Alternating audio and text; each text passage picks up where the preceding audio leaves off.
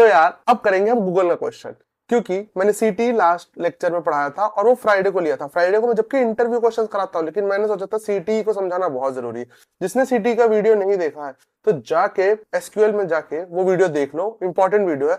अब उसी के बेस पे हम एक इंटरव्यू क्वेश्चन करेंगे जो कि गूगल पूछता है एसक्यूएल में, और जिसको डेटा एनालिस्ट या कोई भी एसक्यूएल इंटरव्यू क्वेश्चन करना है उसमें ये क्वेश्चन तो उसका मस्ट है, क्योंकि सीटी बहुत कॉमन है, हर कोई पूछता है। तो चलो हम सीधे कोड पे चलते हैं और समझते हैं कि कोड हुआ कैसे। क्वेश्चन कुछ ऐसा था कि उसने पूछा था find users who made purchases on 3 consecutive days, मतलब ऐसे यूजर्स ढूंढो जिनने लगातार 3 दिन शॉपिंग करी हो किसी चीज की भी। ये इसने डेटा हमें एसक्यूएल का दे रखा था, उसने बोला था पहले से रन करो और फिर डेटा देखो। तो हमें डेटा ये मिला जिसमें दे रखा यूजर आईडी, परचेज डेट, और देखो हम इसमें डेटा देख पा रहे हैं। तो जैसा कि अब हम डेटा देख पा रहे हैं उससे हमें क्या पता चल रहा है कि कंसेक्यूटिव डेज का पूछा गया है।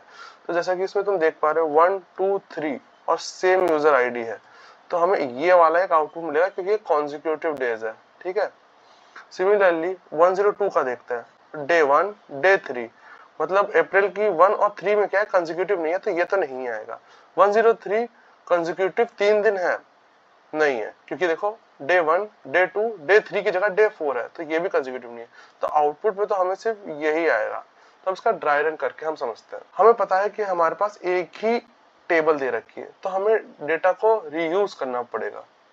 कभी भी डेटा को रीयूज करना पड़े तो दिमाग में हमेशा ज्यादा करो, ट्राई करो सीटीई, बिकॉज ये कोड को रीडेबल बनाता है और रीयूजेबल भी है कोड।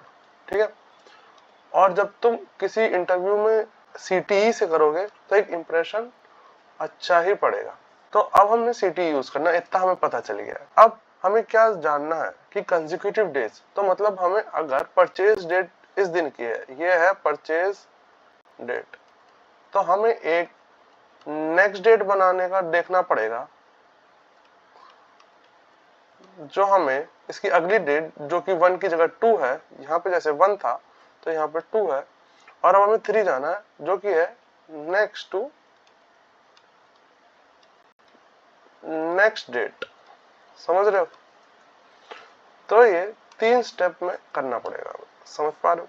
तो हमारे पास पहली डेट आ जाएगी, तो बेसिकली एक टेबल बनेगा एक बैकएंड में, जो जिसमें एक यूजर आईडी होगी, user ID, purchase date, next purchase date, next to next purchase date. और अगर ये तीनों हमारी वैलिड हो रही हैं कंडीशन, तो इसका हमें आउटपुट में आईडी दे दो।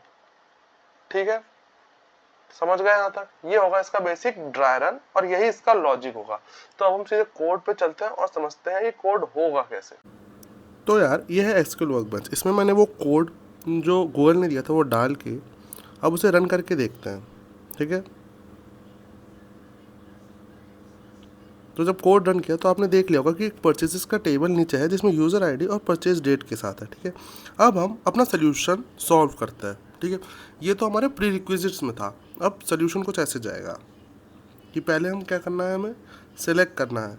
क्या सेलेक्ट करना है? डिस्टिंक्ट यूज़र आईडी सेलेक्ट करनी है। ठीक है, तो डिस्टिंक्ट लिखा और यूज़र आईडी लिखी। कहाँ से करना है? सीटीई से करना है, क्योंकि मैंने तुम्हें बताया था कि हमें मल्टीपल टेबल एक टेबल से बनानी पड़ेगी। वो जब भी हम यूज़ करते हैं तो हम उसे सीटीई से करते हैं। मैं बार बार ये चीज़ रिपीट कर रहा हूँ ताकि दिमाग में वो बैठ जाए कि हमें सीटीई को कैसे यूज़ करना होता है। ठीक है, तो अब हम लिखेंगे विद सीटीई एस। ये इसका सिंटैक्स है, तुम्हें मैंने बताया था। जिसने वीडियो नहीं देखी है जाके वो वीडियो देखो।